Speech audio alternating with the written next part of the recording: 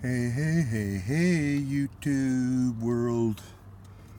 It's me, the Tin Man. Just finishing my hookup here. I'm just going to hook up a little electricity charging. I'm ahead of the game a bit, so I do have some charge in here. And I got a first off subject that's very interesting. You see these mall trees right here in this in particular parking lot. We're going to learn a little something about those, so you guys can put it in your forte of information. I hope my phone's going to be able to tell me if it's charging now. Now that I got it in this mode. I got a crazy phone that's not it's just useless. It's not very helpful. There we go. It shows that it's not charging, but okay. Is that a charging? No, right. Hello, whoever's out there in the nice, beautiful BC weather. That is looking out my window, BC weather. Excuse me. So, yellow taxis. That's what I wanted to talk about. Oh, no. Why did that come to my mind? So that's part of it. Being quick with your eyes and your imagination, right? But anyways, just for a little bit of a thing, I say I got 4 watchers and nobody said hello yet. Nobody's giving me a thumbs up. Come on, guys. You don't have to hide that much from the Tin Man. It's not that embarrassing to watch my show.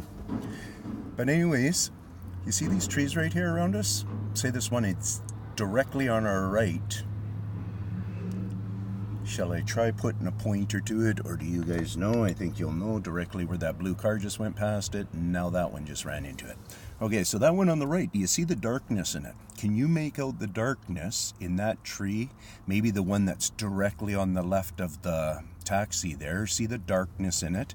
And then the further one that's over by the, blocking the view of the Tim Hortons sign there. That one also. What that darkness is that you're picking up on is, and I've talked about it even on my live one night, I've talked somewhat to you guys about it.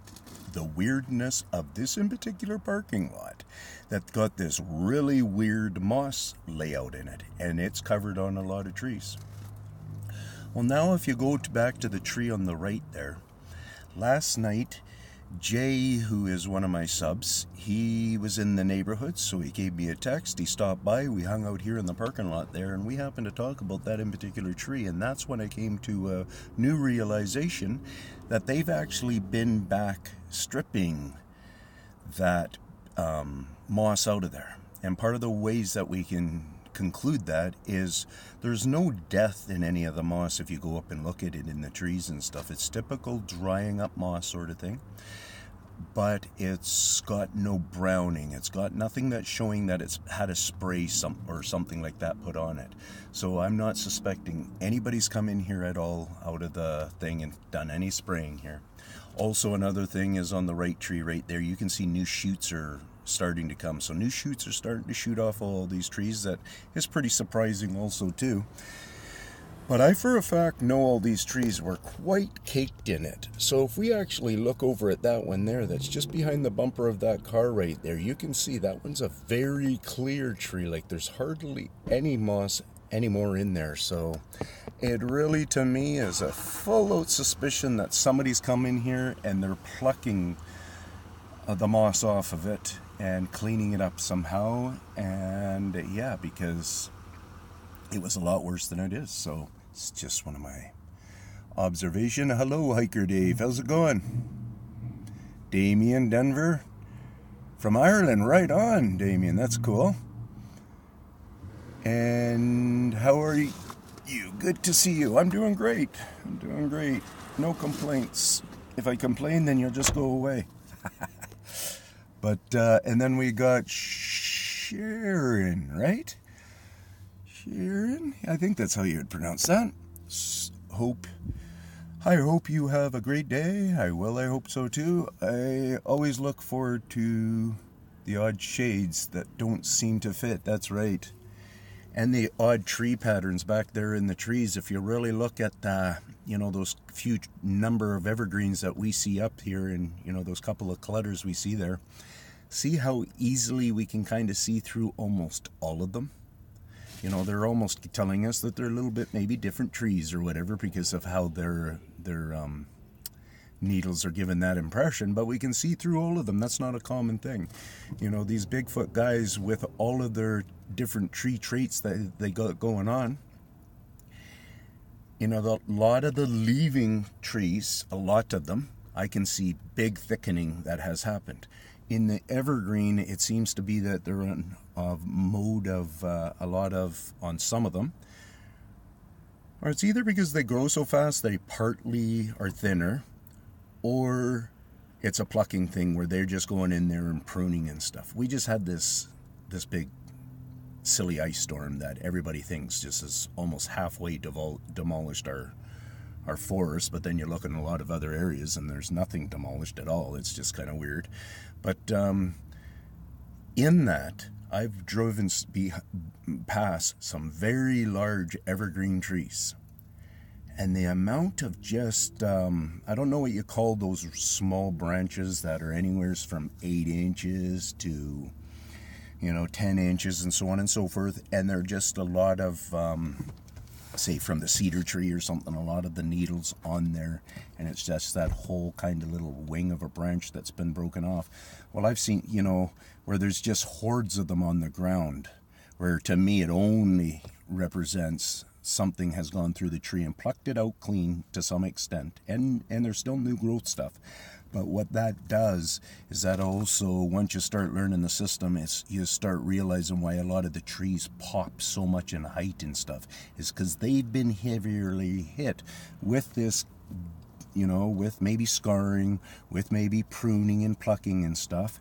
And for whatever reason, Bigfoot in their system, they really know how to get it to suck in water, and they still grow very hard, very heavily in the winter. So once people start realizing that, just keeping that in mind, then you start to be able to see the symptoms yourself, and then you start questioning your own, if that tree's fooling you or not. Then you don't have to go by thinking about what I'm talking about, this stuff. And if after you start watching it for a year, you'll notice that's when you really start to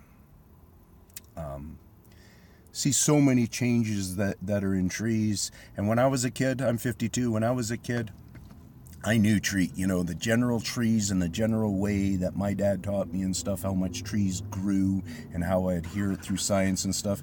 Always had the understanding of 1 foot per year approximately for the average trees. And then as I got older and stuff, I knew that from tree farms that, and basically in 4 or 5 years they got the trees that they're selling to the public for Christmas trees because they're becoming tall enough, and so on and so forth. And these trees in the last year and a half, that started to pop into my mind, and I started to know all over the place. I've had trees that probably put on 20 foot of length in less than a year.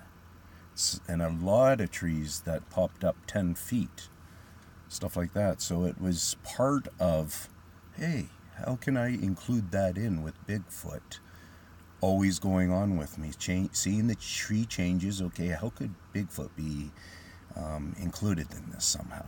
Are these marks, these claws, where I'm just seeing big distinctive claw marks, are they somehow marking... it just started to, those big marks, because that's how I first came across Bigfoot's clawings and stuff, was just seeing fairly large marks that I could represent with claw marks very easily. I couldn't, and I was trying to connect them with axes, with hatchets, with knives and stuff, and it always is connecting with, in so many other cases, was that even when it come down to a number of different style of tree chop downs. Because not only do they mimic sounds, and they'll probably try mimicking a lot of different sounds, or for sure they will, but the other thing is they also mimic marks. They mimic the cracks we see. We think we see cracks all over the place, and there is a lot of cracks all over the place and stuff like this, but what we're actually going to find out with this is these guys like cracking things. They like reshaping canyons. They like moving rock. You know, yesterday I was walking around on my waterfall clan, and I kid you not, I've been walking around there for 1.5 years now, and there's nobody making gravel on that site. Nobody comes by making gravel. Nobody brings in machinery that I know in machinery, because I know the machinery that it takes to make gravel, and nobody does that there. But guess what happens? Gravel keeps happening. Guess what happens? Great big, huge 2,000, 3,000, 4,000 pound rocks keep moving around. They keep compiling up into another area, and then a lot of work goes on, a lot of breaking of gravel and stuff, and then the whole top of it gets filled in with smaller sizes. Like maybe it gets filled in with 5-inch minus size, and then all of a sudden you'll notice a whole bunch of 3-inch size rock, and then in some cases it even starts to come down into the gravel again, and then moss goes on top. And when you walk around on top of there in different spots, you can kind of, you do it on purpose a little bit, and you kind of walk a little bit heavy on times, and you're getting an echoing sound that makes it really sound like at least just this spot right here kind of gives you enough of a scare that it could cave in. But it's really not about that. It's really just the sound. So to me, it's really about the hollowness in there. And every time I can ever stick my head in a hole and kind of check it out and try to see what's in there and stuff, I can see how a lot of things that are way more mobile than a dog size can get around in these things. So like a dog size, but way more mobile than what a dog can do, because you know a dog can't get through tunnel systems very easily or whatever type thing. But something that's very mobile would be able to, at that size, would be able to get through a lot of these things. And that is not how the gravel pit was left. Not at all. That's not even normal for...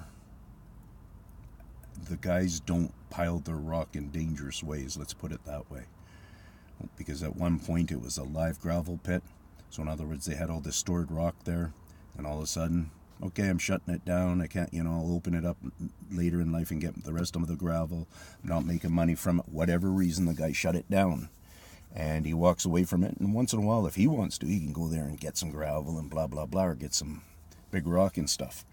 But there's never evidence where the areas I'm talking about, it retains no evidence that support somebody going in there and picking up the rock and stuff. And that happens to be where I've shown that great big, I'm going to say hi to people, that great big, huge rock that, I don't know, 10,000 pound rock that gets rolled around. I notice it has been moved more. Ireland. Okay, Sharon, cool. What type of Bigfoot are in your area? Well, I've seen a few. I've seen where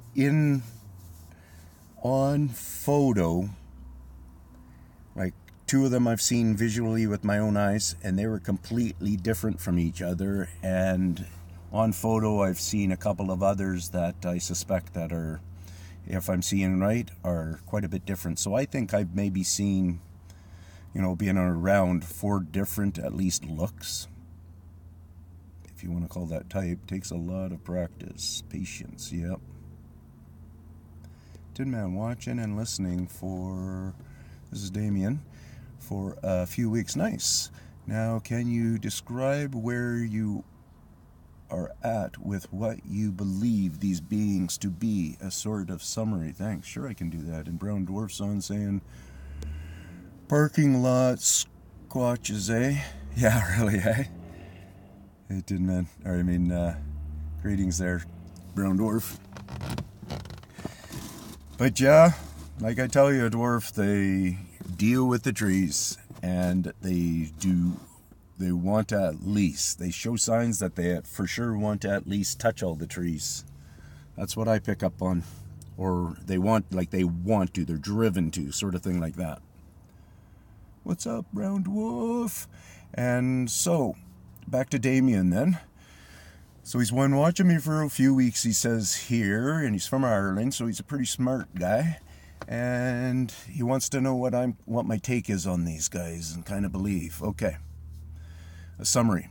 So how I kind of connect with Earth, kind of through my years of just thinking about different things and so on and so forth, if you just take and, kind of do however you can do it in a mental way, look inside your body, almost like one of those old movies. You remember that one with Martin Sheen or whatever, and he was in a little vessel shooting around inside somebody's body and stuff like that, or something? Almost like that, where you just look inside our body and stuff, and you think about how it's fed, and you think about how it's such a vein system, and everything is carrying food through it, and it's actually like a trail system, and it has electrical system in it, and all that kind of stuff, right? And then you look at Earth, and you kind of see how it's the same thing. You just kind of look at it from above, and you see how all these different kinds of veins, these different kinds of rock veins, these different kinds of lava veins, and these different kinds of rivers, and all this kind of stuff. We see how all of that stuff is carrying, they're kind of built to carry different molecules, different life, different things all around, and stuff like that. So that's how, in part, I have for many years kind of felt like we are from the Earth. And I've kind of thought that if we ever come across things that are unveined and big instruments in life, like similar like a human or something like that, or a big mammal or whatever, and it's unveined, then we could really, I think we there would have a big suspicion of what's going on. But everything follows the same suit. And then you go into trees and stuff, and it's the same thing with trees. The tree itself is just like an out in the wind vein system of collection, and to transport stuff through it and change the molecules of it, and then it shoots it, it takes it down or brings it up also. So it does a reverse kind of thing with its ingredients and all its molecule system. So it's got that same vein system that's down under Earth, and so on and so forth. And somebody's mucking with the vein system under Earth a lot of times, and that's why a lot of trees are falling down. I think if people really went up and started to inspect the base of the tree more and really get into it, we'll start to be able to follow. I look at a lot of them, and I'm always just generally looking for marks, some kind of a cut, something that's not like a natural just stress break or whatever type thing, right? But I think if we started looking at those things, we might not see a lot of stress breaks in them. We might not, there might be something lacking from the root ball itself, but we just haven't gotten to the spot of, is there pre-prepping of any of these trees? I've gotten to the spot, but most people haven't gotten to the spot of thinking about the pre-prepping of the root mound and stuff. I kind of remember that thing, and I think in that one tree book I got here, I thought I remember trees growing very similar into the ground as they are above it. So in other words, they are trying to grow deep also. A lot of these root balls that we see and stuff like that, so many of them just for whatever reason I don't pick up on that as well, so I don't get that part of it. It almost seems like they're not as deep as I thought as a child anyways. I know the ground's going to have a varying on it, and the speed of growth is also going to have something to do with that too. Quick growing trees are just going to be grabbing whatever earth they can all around above the earth. They're not necessarily going to be worrying about shooting down deep, is my thinking there. So when it comes to Bigfoot and stuff, I've seen stuff that I really have related and I believe was their shit. Stuff like that. So I can I've gotten, I've seen them, I've heard them. I've heard one growling at me, smashing trees at me. His growling was telling me to leave, basically. It wasn't saying those words, but it was like a guard saying leave in his own growling language. And as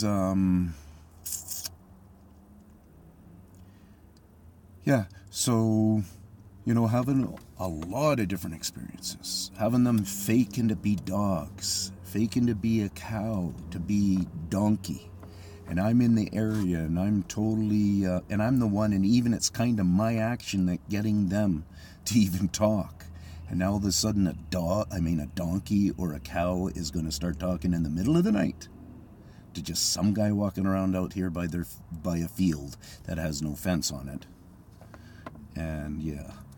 So anyways, I really have learned a lot about their attitudes. I've had where the very first time I think it is anyways, if I'm recalling correctly, the very first time I had throwing activity from them was guaranteed he threw first. He or she, and they're across the waterway there. And that in particular time, he, she, whatever, that in particular, I only felt like there was one around throwing anyways, threw 8 times, I think, 7, 8 times, something like that. And in a total, I've been back there on, I think, probably a total of 3 or 4 occasions, and they've come out again and interacted. I've been back there on other occasions where they never did come out and interact, but 3 or 4 that they came out and interacted again through some rocks. There's been times where it got thrown from both sides, where I was questioning whether he was swimming across and now throwing them from the other side. And where the spot is, you know, there's no humans go out onto that corner except for the farmer himself. Maybe the odd fisherman would work himself way out there. You know, he'd probably rather have an ATV to get all the way out to that corner. But so there's, you know, it's just thing after thing after thing of experiences that make them, you know, I've seen some kind of a burial ritual that they've done, and I've experienced it minimally 2 times, guaranteed 2 times, but in a naive way 3 times before I was even Bigfoot looking.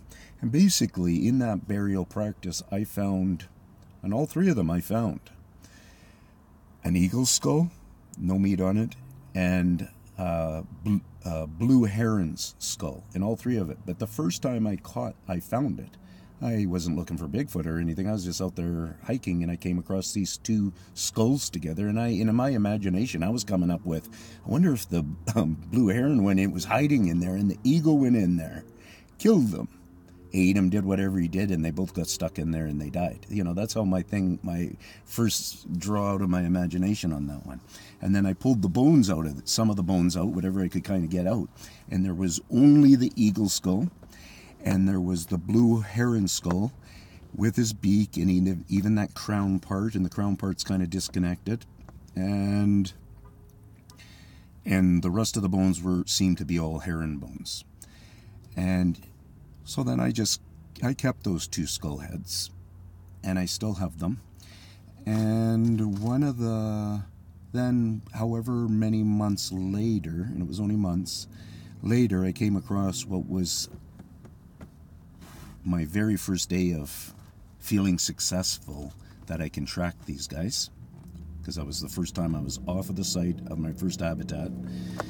And that in particular day, when I was walking out of there, I was feeling really good, proud. I thought, you know, I can follow a trail, because the tape before this one, I pointed to the back of a thick forest, and I'm going, you know, guys, I'm gonna have to try to figure out how to track these guys through that kind of stuff.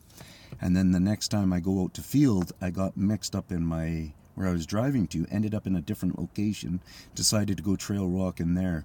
That's when I discovered I can actually pick up a lot of different signs here.